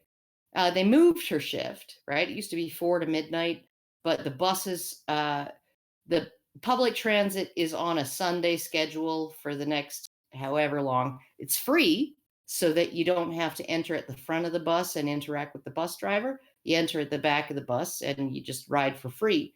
But she puts on her steel-toed boots, and at 2:00, every day she starts her shift unloading pallets of merchandise from trucks behind the Walmart and putting them on the warehouse shelves, and she comes home after 10 and all that, because her job's essential. She works with, I was like, "Do you like it better than the courtesy desk?" And she's like, "Oh my God, yeah, I'm working with like 16 guys. Yeah, it's probably pretty quiet, and aside from like occasional ribbing. Yeah, that's what I like working with guys. It's just in your face ribbing, but very little backstabbing. Yeah, and also quiet. Like it seems like guys understand, sometimes you just want to focus on moving your body. Mm-hmm. And getting things done. All right. Let's see. Darth Sonic 413 gives us says for $5. Thank you, Darth Sonic. On an earlier super chat, I just want to say I probably should have left the restaurant bit out. Main point was that I was gonna be out and about. All right. Thank you for that. I get it. I just wanted to point out. Whatever. It doesn't matter. X-Man gives us $2 and says, "We need an Angry Alison compilation, LOL." Well, you could also always go through all of the old videos and put one together. There are people who do that on YouTube where they go through other streams and shows and they make like somebody did that for me. Oh, really? With with just like fucking ridiculous shit that during live streams. Yeah. Right. And they just parked like about 40 of the most fucking what things that I've said. Right. Yeah. That if you took them out of context, you'd be like, this lady is crazy. Put them all together with music. No. Oh yeah, it was You're great. not crazy. Yeah, no, okay, I am a little bit crazy, but like some really fucking weird shit that you would be like, you'd be like, if you just heard the little clip, the one little sentence, you'd be like, what, like what, like what the fuck, right? Yeah. Mhm. And put it to music. I sent it through to the patrons during one of the after shows, and I could send, like, it's only about 2 minutes long. I could send it through for the after show so everybody can give it. It was one of the patrons who did it, and he was so worried that I'd be offended. But I was just like, holy fuck, this is hilarious. I was just sitting there listening to it and just laughing. Yeah. Okay, I can hear the grindy Doge noises that indicate frustration. Well, I'm good. It's I'm okay. ready. Let's go on to the next super chat. Brian, your emotions are okay, except when you need to be calm. Yeah, because we all know I'm never calm. X-Man gives us $2 and says, I am invited to do a speech for the ICMI 2020. Well, congratulations. I hope that that goes well. But more importantly, I hope that there is an ICMI 2020. So, because that would be nice. Well, the issue is the ICMI 2020, as it's being proposed right now, is going to be virtual. Oh, so okay. Yeah, so they will have like an actual space, where they'll be watching speakers give their presentations virtually, long distance. So, and they may have a few speakers speaking in the venue, but that's like sort of what I assume is what they're going for. So, yeah. Well, good luck to them. I've also been invited. I think Karen has been invited. They invited you, right? Yeah. They also invited you through me. So I'm not quite sure how that works, but so if I can, oh shit. No, it's a subscriber. That's all. Okay. Thank you, Grant Sansom. Okay, I'm sorry, Grant. I was bracing for the auto voice. No, thing, that only happens on the main channel. channel. Yeah, that only happens. Yeah. Okay. All right. Okay. So we do have another person who has given us some shekels. Charles, thank you, Charles. Does it release Brian? $100. So thank you, Charles. Oh my God! What? Thank you. Yeah, just give me a second. I'll apply that to the fundraiser, and then we can find out where we're at, and then we can do the next thing. All right. I think. Yeah. Sorry, I didn't mean to elicit more grindy Doge or annoyance noises. All right, I'll just read the next super chat while you're doing that. Last one. Okay. Gamtaru gives us $5 and says, "Don't worry, you didn't dox me. Fedraco is one of my older gamer tags, so it's not a name. Anyone who's named Fedraco or Fedraco, that sounds like a character on Star Trek. Like, it's my Klingon, Fedraco. So okay, so you can update the. Oh my God. Oh my God! All right. Okay, go ahead. So just update it. And, okay, I'm gonna refresh now. See where we are at. We are at 83%, 2245. Wow, we're really moving up there. Yeah, we're really close. We're really close. All right, so thank you guys for all your donations. Thank you so much for the super chats. Let's get back to the article, I guess. So, where was I? We already talked about women being the bigger victims of universities closing. It is not clear how or whether staff would be paid if there are shutdowns, or whether parents would continue paying fees. We should assume that in the event schools and childcare centers close, women will more likely have to change their work arrangements to care for out-of-school and out-of-care children, possibly taking a hit to their pay or running down their own precious leave in the process. The face of our healthcare response and the risk and hard work inherent in that is a female one. Okay. No, I agree with that. Yeah, well, let's see how they most. Let me just say how I see it. Okay. Most nurses are women, and nurses are more likely to be providing hands-on care. To patients. That's true. Right. So doctors come in 3 times a day. They look at start, they ask you some questions, and then they write some things down, and they order the nurses to do a bunch of things.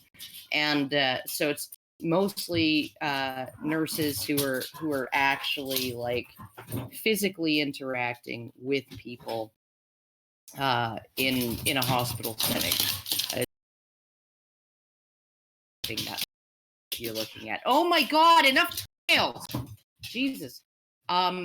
So I can see that nurses would actually be more at risk than doctors, particularly since elective surgeries have essentially been canceled. Stop it.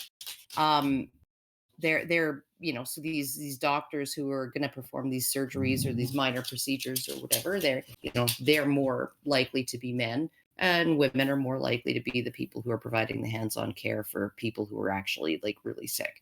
So I don't have a complaint with that, but again, they're doing the things that they would be doing at home. I've looked after sick children, and sick spouses, sick parents, right? I've done the bedside ritual of crushing up half a Tylenol with codeine into a spoonful of Jello and giving it to my daughter when she came down SARS, right? So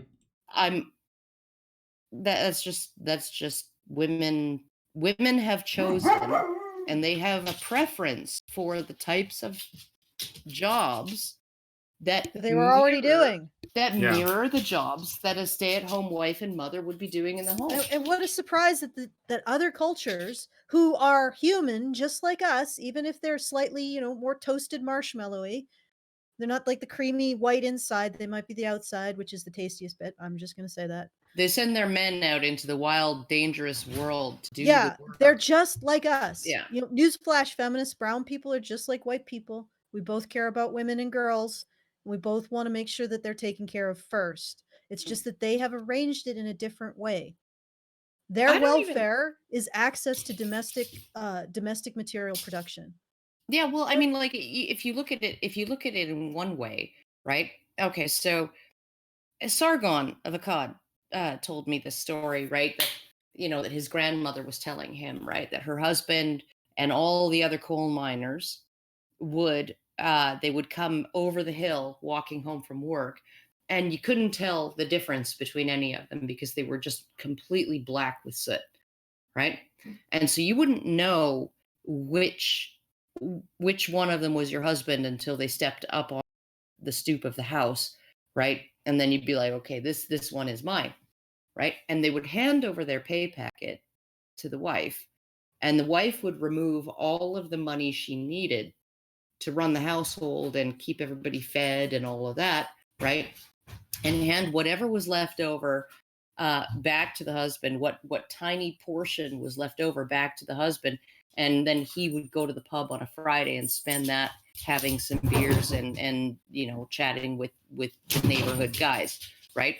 The neighborhood blokes. And that was how that all worked, right? So you literally had a situation where there was no middleman, right? There was no middleman there, the government, to extract child support and alimony and tax money and then hand it to women after they take their massive cut of that money, right? No, it was just money directly going from men to women.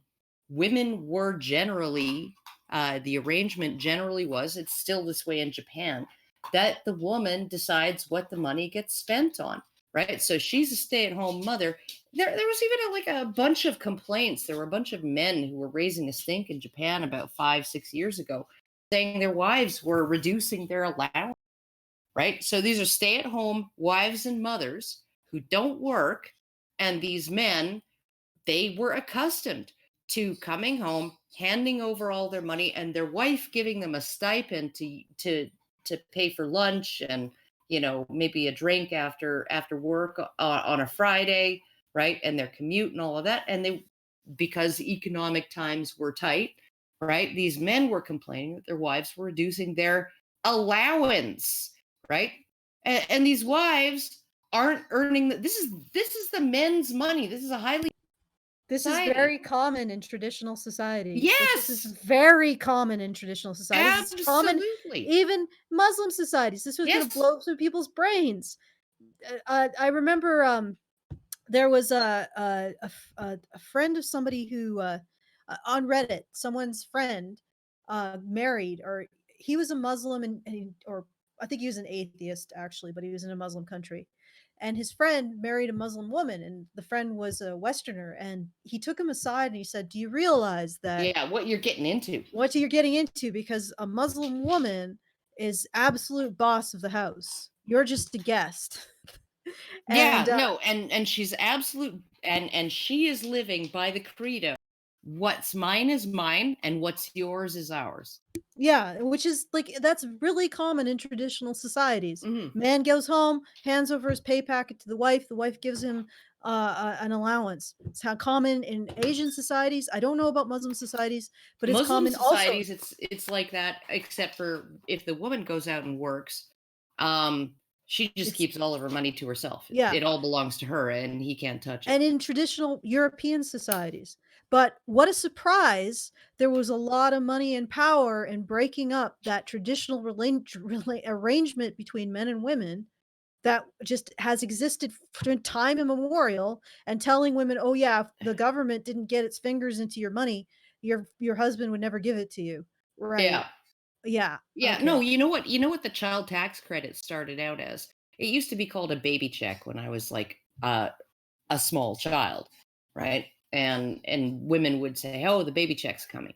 Well, what that was a redistribution. It was actually arranged, orchestrated to take money from men and give it to women because there was a possibility that men might misuse their money or not allow, like, use their money to, they drink it away or they gamble it away or whatever.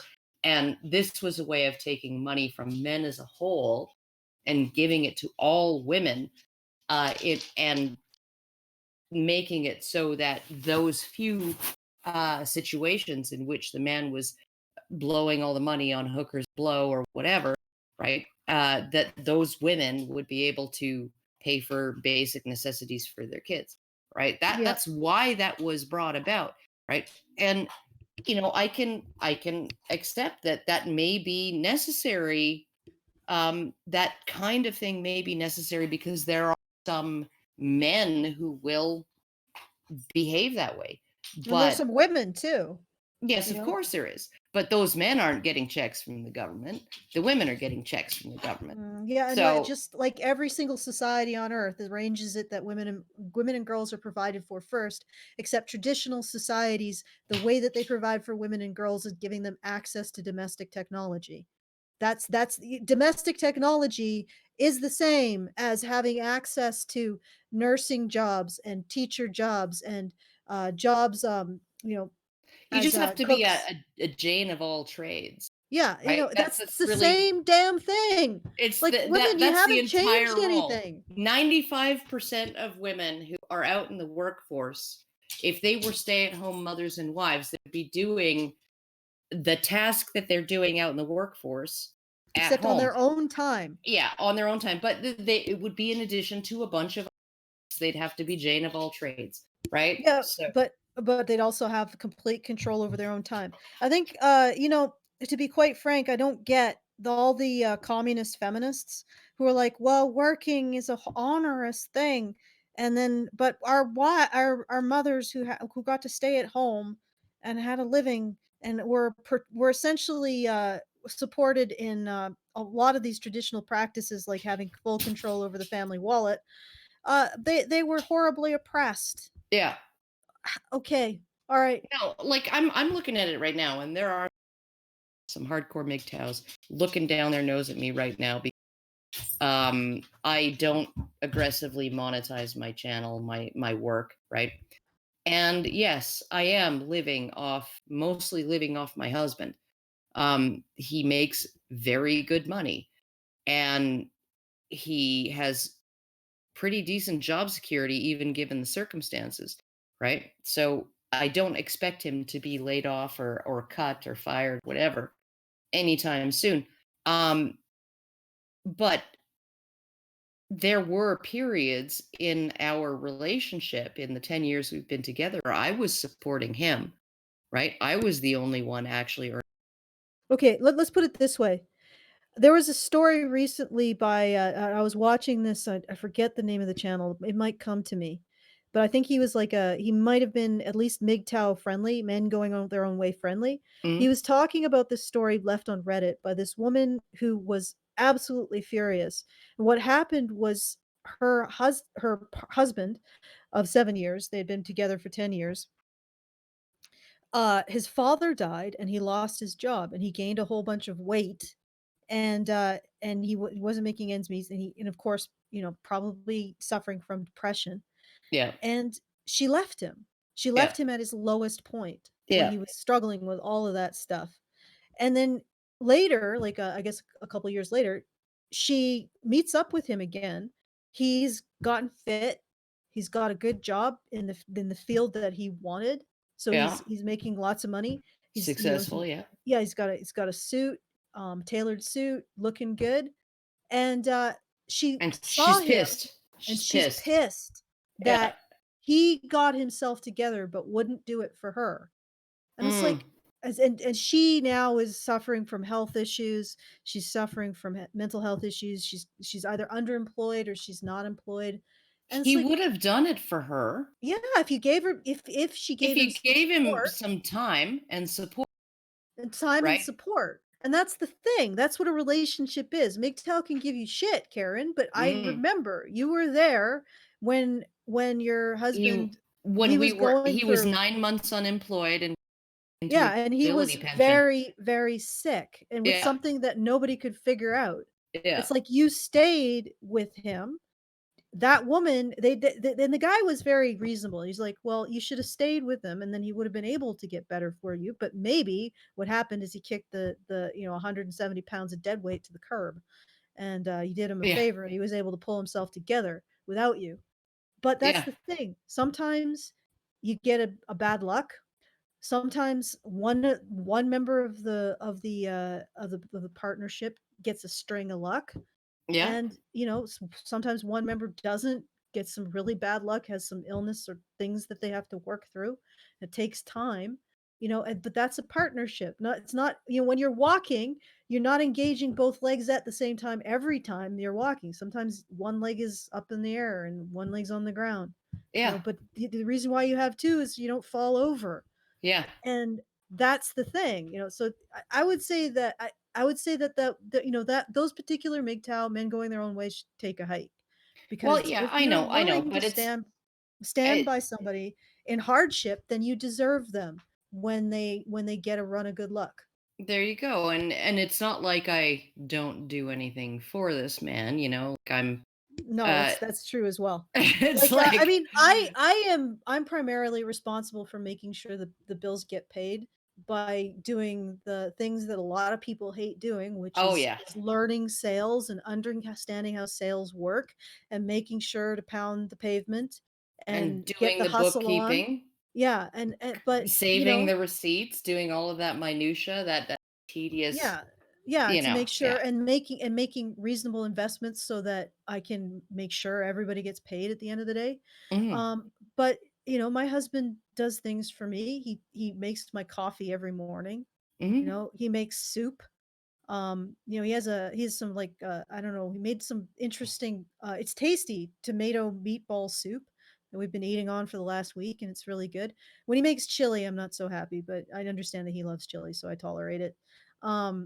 But he makes really great soup, and he takes care of everything, and he makes it so that we can afford things that otherwise we wouldn't be able to afford, like Yes. having a car, because Mhm. he can actually fix it.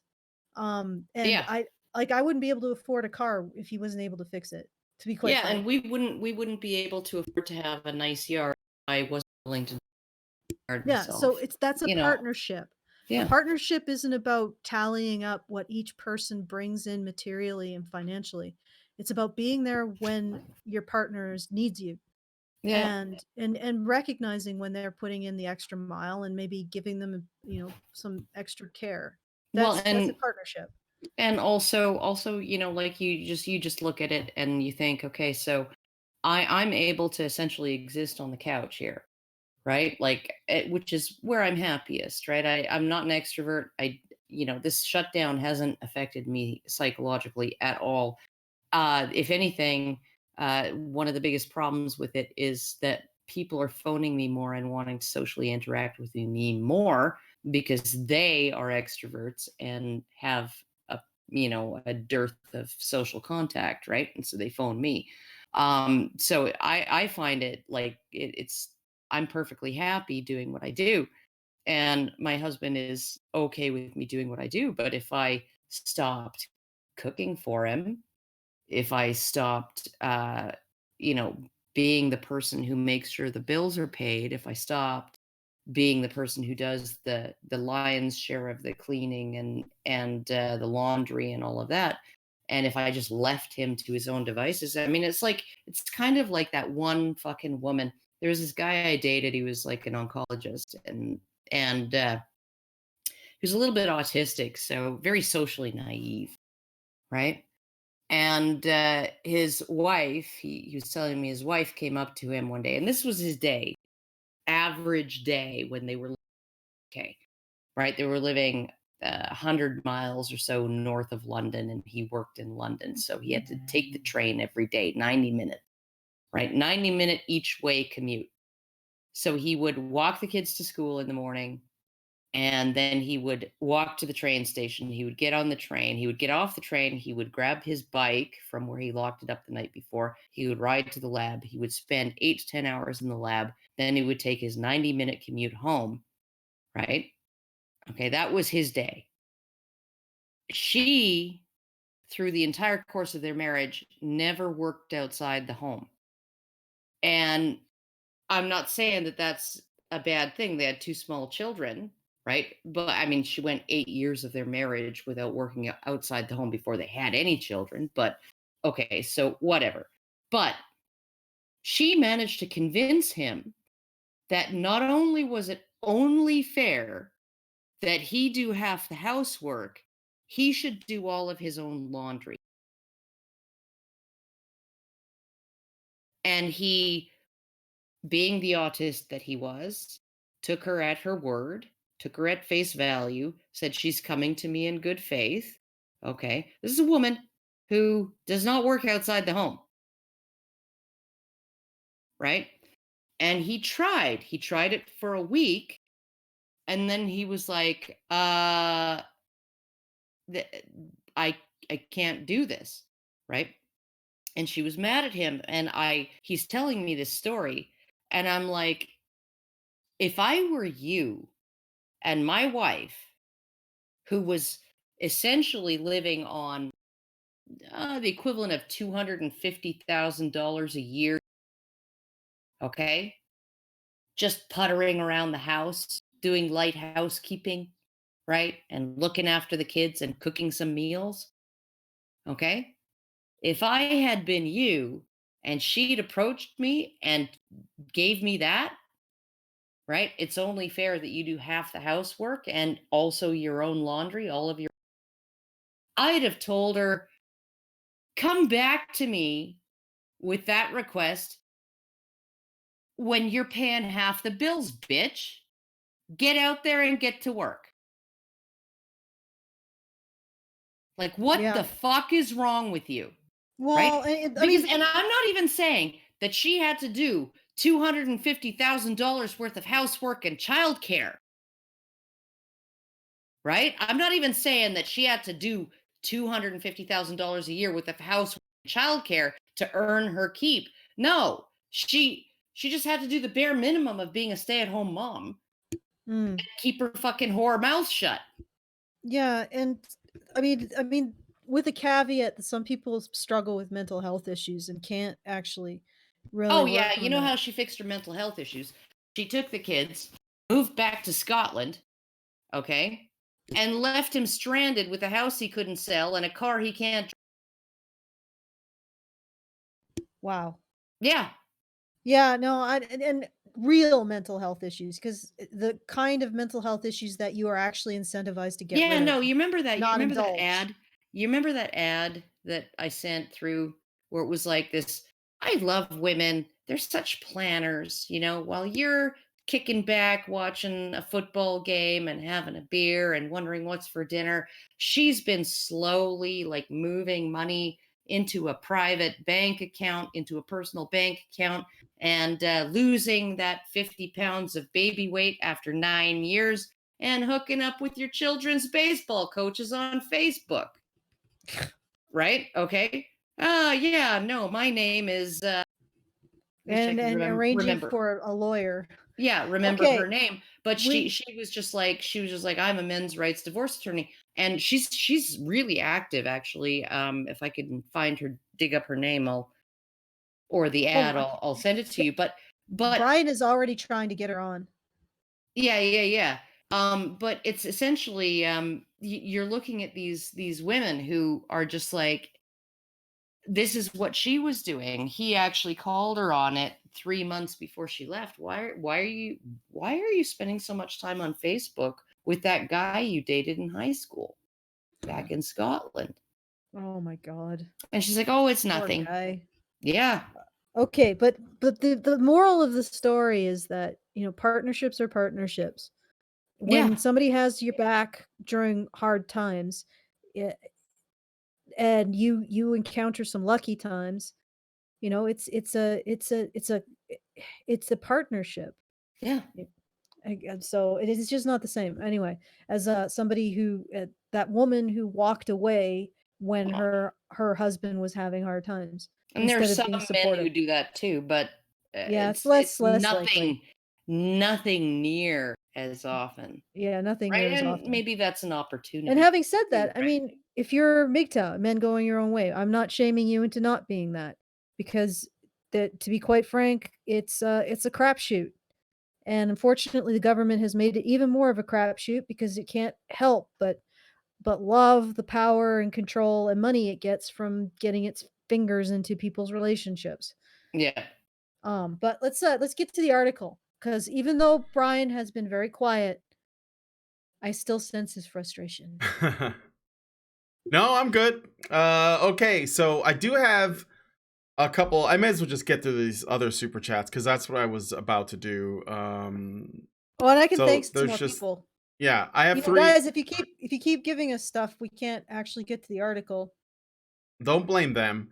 I won't. So Dragon Noodle Soup, I think. Yeah, Dragon Noodle Soup Gaming gives us $5 and says feminists are in a constant place of constructing additional pylons. My life for ire. Yeah, that's a reference to like a StarCraft. Isn't it? Yeah, StarCraft. Rorschach's No gives us $10 and says, I haven't put together, but there is a correlation service industry work and outsourcing what would be house services to the family. I don't think English is his first language because that was kind of a tough sentence. But thank you. The syntax was a little off. Yeah, thank you, Rorschach's No. Craig Kurluff gives us $10 and says, this is for Carly's peace of mind. Thank you, Craig. And then we got another one from Rorschach's No that says, much of the culture views tension and hardship in a relationship like consumer products rather than a collection of investments to cultivate, which payout are more transient than material. Okay. Yeah, actually, I had a conversation with one of Brian's guests. He might be able to remember the name about this. And I said that in the past, a man's success was seen as much more about the woman that he chose and how they related in a relationship than it is today. Men are expected to become successful, like be prepackaged success stories before women choose them. Whereas in the past, a woman would be helping her husband. Yeah, she'd be choosing a guy with potential. She'd be choosing a guy with potential, but she would also have her own contacts, her own, social graces, her own education, and her own material goods. And also support him in becoming successful, right? He has potential, right? Mentor. And so you want to, it's mentor, mentoring is sort of from above, support is from underneath, and you're kind of mentoring trying is not necessarily trying to play both roles, like it's and also incentivizing certain stuff. Like there was a there's a Bible verse that I've said before that a man leaves his mother and father and cleaves to his wife. That means that women lead emotionally by providing emotional support and a reward system and guidance, and advice and guidance. stuff. But Yeah. if it's healthy, it's like there was a really great movie that I watched, and I apologize if I've already said this, but it was about the competition between Westinghouse and Edison. Westinghouse was another one of the industrialists who was part of bringing electricity to America, and he was a very interesting character, um, quite moral and upstanding, and he in his quote he wanted to have a positive impact in the world around him. He wanted to be remembered for bringing something good to the world, and his wife was like I was talking about, sort of a emotional foundation as well as a mentorship and guiding role in his life. And when he was struggling with Edison, because Westinghouse quite honestly had the better product. Alternating current can go further. Direct current requires a station every mile essentially, so you can forget about electrifying rural areas. So he had the better product. He actually also employed Tesla. He's probably one of the reasons why Tesla had any ability to support himself. And so Westinghouse had the better product, but Edison was pursuing this campaign of smearing him. And it was, and the movie didn't actually paint Edison as like a necessarily a bad guy, but just a man who was driven and flawed. And he was painting this idea that alternating current was dangerous, when the truth is that both currents are dangerous with sufficient voltage. And um, and Edison was willing at some point to just fold to, or sorry, Westinghouse was willing to fold under Edison's barrage of bad press and shame Yeah, him. he actually used alternating current to electrocute an elephant, kill an elephant Yeah, in front of a live audience. yeah, and this was all because his current was not any more safe. But Westinghouse wife stepped in and said, "You need to fight for your idea. You need to do what you need to fight for this. You need to fulfill what you believe you should do." And so Westinghouse managed to get his hands on letters that Edison had exchanged between himself and an executioner. There was an execution of a man who had killed his wife with an axe, and the executioner had wanted a humane form of execution, more humane than noose, being hung by the neck, because that often is pretty grisly. And he proposed electricity after seeing some of Edison's experiments. And Edison told him that he would help him out. He would give him advice on how to electrocute a human being, but he had to destroy the letters. But the guy never did. And Westinghouse got his hands on it. And to understand what Edison was trying to do, he was going to help this man execute a murderer in exchange for him saying that he had used alternating current to do it. So the headline would read, Westinghouse chair kills man, with alternating current. And they were going to call the execution chair the Westinghouse chair. And Edison had arranged all of this in order to totally smear Westinghouse's superior product. And Westinghouse got his hands on the letters, and he sent them to the press. And he was telling his wife that he did this. And he said, I think you're going to judge me for this, but I found this information and I leaked it to the press. And she kissed him because he had finally dug in and actually fought for for himself and his product. And that's how DC alternating current became the standard, and we actually have electricity in rural areas. So it was that dynamic of trying to bring out the best in him and what he wants to be, that she sort of embodied. So she knew his moral, his what he wanted to be seen as. She understood his moral underpinnings, and she did her best to be the backbone that he needed when he was going to fold. Because Westinghouse was apparently not as much of a fighter as Edison. Edison was very much, and a very dirty fighter at that. And Westinghouse he's was total more scrapper. yeah, but Westinghouse was more of a gentleman about fighting. He was more like, let's try to find a compromise that works for both parties. And he wasn't quite as willing to get down and dirty and fight. It took his wife saying, "No, you got to fight for this because this is important. You have the better product. You need to get out there and do what it takes, within your own moral landscape in order to make this happen." And he did. And he might not have if she hadn't stepped in and said, "No, do it. Fight. Fight for your beliefs, fight for your product, and fight for your company." So that's the kind of thing that I'm talking about in terms of a relationship. And that's something we understood generations ago, that a man's success could be based on a foundation laid by his relationship with his wife. And we don't see that anymore. So it wouldn't have hypergamy wouldn't have made as much sense back then, because if a man's success is also partly due to the woman he chooses and the emotional foundation she lays and the material things that he brings into the relationship, does hypergamy make as much sense? No. Because the success is also her success. Okay. Hello? Yep. Yes. I'm just waiting for you to finish. He's just being the embodiment of patience. Yeah, I know. Okay. So, I still have like 2 more super chats because I got 2 while you were telling your story. We're never going to. I know, but I just want I can't not read them. So because then I get a bunch of people tagging me saying, "You didn't read my super chat." So Richard Beer gives us $1.99 and says, "I shall only use my shekels to trigger the troll."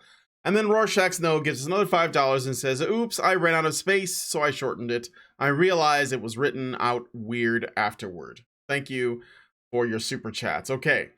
So Okay, I got people to thank. Yeah. All right. So thank you, Goldberg. $5. Badger Media Blitz, Brian and Hannah. Thank you. Thank you, Kim D. $25 to Badger Media Blitz. Thank you, XMJ. $5 to Badger Media Blitz. Thank you, Good Mark. $10 to Badger Media Blitz. And thank you, X-Men. $5 to support Hannah, and I'm sure that Hannah is psychically sending her thanks to you, X-Men. And if you want to join our very generous donors, once again, it's feedthebadger.com/project/badger-media-blitz. There's a link in the description. Yeah, there's a link in the description. Okay. All right, so the economic impacts and potential for whole workplaces to be shut down are still playing out. But we already know the demand on the health workforce and the risks that healthcare workers face. Here, women are on the front line. Women make up 80% of hospital workers, including as the majority of professionals, technicians, and laborers.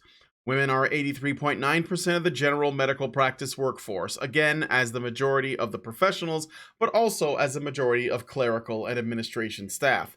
Furthermore, 77% of the pathology and diagnostic imaging workforce are women, and women make up 81.8% of residential aged care workers.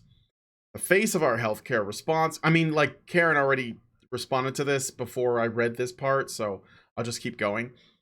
The face of our healthcare response and the risk and hard work inherent in that is a female one. And this means that there is a tension between our need to ensure the health workforce is at peak capacity and the considerations around school closures, because caring for kids and caring for the community comes back to women.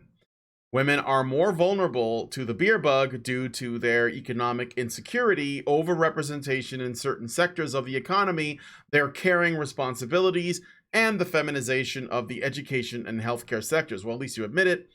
We know this now. We don't need to wait for research to make sure The beer bug responses meet the needs of women. So that's the basically end. what she's saying is, if this had happened, if we were still back in 1917, right? 1917, 1918, right?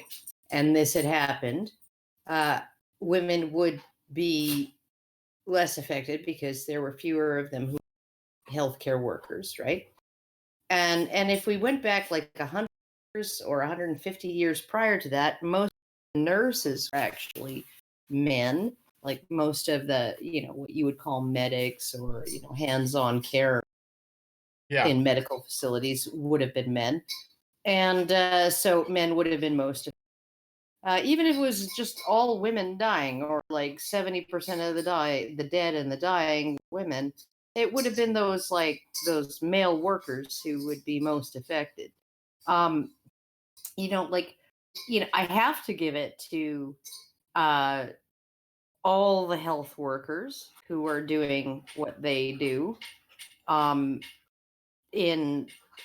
especially after the egregious things that China has done, which essentially boiled down to vacuuming up all of the medical supplies and the personal protective equipment and the masks and the disinfectant and everything from wholesalers and retailers across the globe, quietly bought all of that shit up and imported it into China. So, you're looking at, they were downplaying the severity and the communicability of the virus while they were essentially cleaning out every nation's warehouses that they could of the things that they knew that we would need in a month or two, and have critical shortages of. But, so I have to hand it to, any health worker on the front line, including women who are actually putting their lives at risk. Yeah, but here's the thing. Women also occupy the teaching staff, so now they're at home. Yeah, agreed. Right, and they're at home, and and what about the men who are all of the emergency responders, paramedics, police, truck drivers? Yes, absolutely. And but when you're dealing hands-on with those very sick patients, right? It's mostly women who are doing that. And I'm willing to say, yes, that population, those particular women may be more vulnerable, right? If you're a teacher, you're supposed to be doing online learning. You're supposed to be doing online classes. That's what my son is doing, right? His teachers aren't sitting on their asses. They're still getting paid to do what they do, right? Because he's in his last semester of grade 12. He's writing provincial exams in 4 months or 3 months, and he's got to be prepared for them. And he's going to be writing English, grade 12 English, grade 12 chemistry, grade 12 physics. He's going to be writing those exams on time, on schedule, right? And so his teachers are providing online classes, right? It's not like they're laid off. They're just working from home. And the kids are learning from home. In Montreal, they've got a massive, online schooling program. All of the teachers, none of the teachers have been laid off, right? Some of the special ed workers, right, and teaching assistants and stuff, right, have been laid off because when you have students with special needs in the classroom who mostly have social issues, or they just have a hard time focusing or whatever, right? And they're at home with their parents, right? The parents are doing that work of keeping them on task and keeping them from, being disruptive in the classroom and all of that, right? But the teachers are still working. And one of the things that I find in this is, because teachers have always kind of had this line, right, that they give, we're more than just glorified babysitters. And it's like, yeah, what's going to happen if my entire province of high school students manages to graduate perfectly well, in grade 12 students, uh, be educated online. Like, what does that say? I'm more than a right? Because kids are being essentially distance schooled right now. And if it works out, then there's going to have to be some other objection to the more than a glorified babysitter point that gets made by these teachers, because why am I delivering my kid to a school when he could just get the same education at home? Mm-hmm. I just want to, I want to, like, there's not really a hell of a lot more to say about this particular article. It's ridiculous. But I just love the final line. We know this now. We don't need to wait for research to make sure beer bug responses get money in my pocket. Sorry, meet the needs of women. Like, Mm-hmm. we don't even need to research this. Nah, we don't. No facts necessary, ma'am. Yeah. Just give me money. Let the monies Gibbs. roll down into my pocket. Gibbs me the money. Yeah, Jesus. Gibbs it. I mean, that's really blatant. No, yeah, no facts, no research. Don't and research really it. ridiculous too. That It's like, that would waste valuable time that could be better spent by me collecting money. Almost like we know what they're really after. Yeah, indeed. Oh my And God. all of this stuff, every single one of these points could be made in favor of men, and more logically, every single one of them. The hilarious thing is, It's almost like she's exploiting something that they say doesn't exist. I know it is. But like my kids, my two older kids, right? They moved in together into a 2-bedroom, 3-bathroom, very nice duplex, half a duplex. And they live together and everything. My daughter's still working. My son's been laid off because his job, if you're not doing plate service in a restaurant, his job is not essential, right? So he's on holiday pay until that runs out, and then do the CERB program, which extends, and it increases employment insurance benefits and extends them for longer. But okay, so we literally have the opposite situation, right? So we have a male in a household who's been laid off because his job was non-essential, right? And we have a woman in the same household who's actually the only breadwinner right now. And I'm looking at it and I'm like, I don't think either of them are oppressed, really. It's just like the way It's things just a fall out shitty situation, and since they're in a based partnership on as roommates, based on the choices that they made, right? She chose to take a job that is essential, and chose that is not essential, and so they're just both living with it. And it's like, such is life. yeah, No need to actually say that one gender has it worse over the other unless you want to bilk people out of fucking money. yeah. And incidentally, for those of you who are immediately saying, well, that's exactly what you do, Alison, I don't. I question when people are asserting this stuff. And I also point out that there are situations, I mean, there isn't a lack of understanding or care for women when they have problems, but there sure as hell is a lack of care, understanding and care for men when they have problems. And also a tendency to blame men for those problems because we don't see. The thing is that men are currently standing. Okay, so we have let me use an analogy. And I know people love these. I can hear them all groaning. We are in a collapsing building. Men are standing underneath the beam holding it up.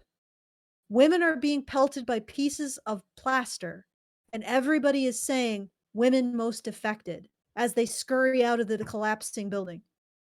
And nobody seems, and also men are to blame because they aren't keeping women from being pelted with pieces of plaster while they're trying to hold the building up as the women scurry out. And I'm there saying, oh, maybe we should recognize the fact that this guy's breaking his back keeping the goddamn building up. before we start blaming him for all of the negatives that are occurring to the women, because that is life. Negative shit happens in life. But you can't blame men for negative shit happening to women from as a basis of their own choices, as a result of their own choices, because men are not capable of removing every single possible negative consequences from women's life. And they shouldn't be judged as being evil if they can't do that, or if they can't anticipate women's needs, or if they have structured their particular way, like in the Middle East and other developing countries, their particular way of ensuring that women are always taken care of isn't aesthetically pleasing to us as Westerners, because it just doesn't have the frills that we can offer women. Yeah. You know, let's not do that. You can you can live without working without a husband. That's a frill. There you go. That's a frill. And also, it's not, being able to give women loads of cash is really only possible if you are in a Western culture where your cash actually has value. Everywhere else, they have to provide women things that they can eat in order to support them, which, it just doesn't, for us, that just seems so primitive and inhumane and mean spirited. You're just making sure those girls can eat. That's just not just they should be able to have Malibu Barbie as well. Well, yeah, maybe for us, we're at a level where we can give girls more than just a place to stay and food to eat.